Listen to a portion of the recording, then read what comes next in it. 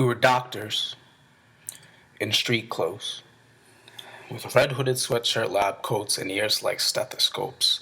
The earthquake life shook our throats. There were diastolic vibrations of the earth's crest in our chest, but the rest is decibels.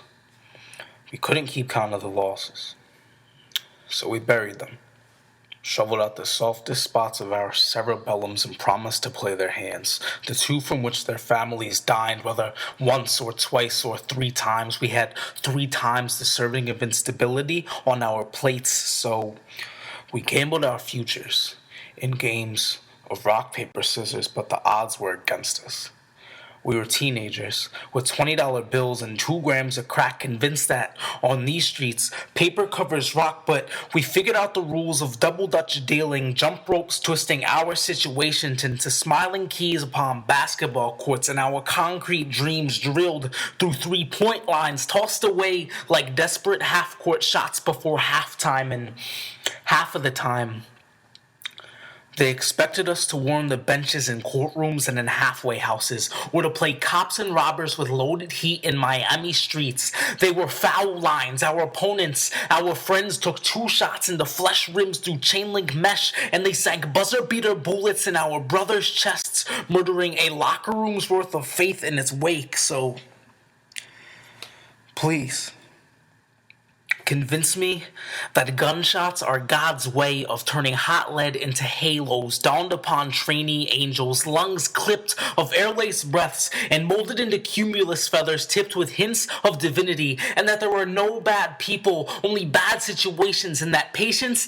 is St. Peter's realtor's promise to reserve a row home in heaven next to all grandparents and best friends. Show me that we are more than patients in fate's waiting room, secretaries screaming harmonies of the name that tap dance on heaven's clipboard and black ink pen of Nick, a 16-year-old high school student, his future blossoming in downtown flower beds, rose pedaling his way into famed stained glass vases until he was picked prematurely from the soil of his city, uprooting the spirits of a family forever. Please.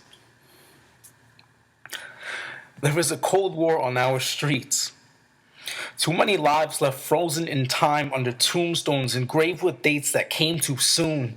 We make soldiers out of students in Chicago streets, and 7th graders sent overseas of gang territory, strapped in hooded sweatshirt Kevlar, fighting their battles and bills like businessmen with plastic baggy briefcases filled with homework and pills. But we weren't dealers.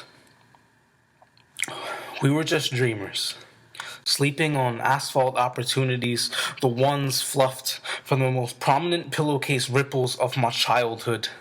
And the way that my mother's smile crumbled beneath 80-hour work weeks and 18 years of regret, the day that her heartstrings shook the altar in hope's vibrato and settled for a man who wasn't worthy of the heart-plucked synonymy between heaven's hymn and the humming of her lips, the moment she sang the words "I do."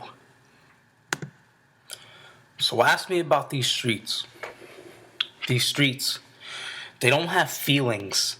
They don't have fingers. They don't have faces. And the pavement embraces laces at intersections intersecting nothing but beauty and meth and breath and death. But they are just faces, so face them with that match-struck passion in your eyes, and let your dreams harmonize in hymns of Michael Jackson dancing on Louis Armstrong's fingertips, aspirations moonwalking on Washington reflecting pools and puddles in Philadelphia playgrounds drowned out by windswept swing sets carrying staffs of laughter. Please, don't let them limit what you can go after, because after a while, I thought that we would amount to nothing more than crack rocks and cracked dreams, but your addiction to ambition cracks diamonds in city streets. I thought that we would amount to nothing more than lost causes, but your mind is a Martin Luther King to normalcy, and norms have no place on these streets because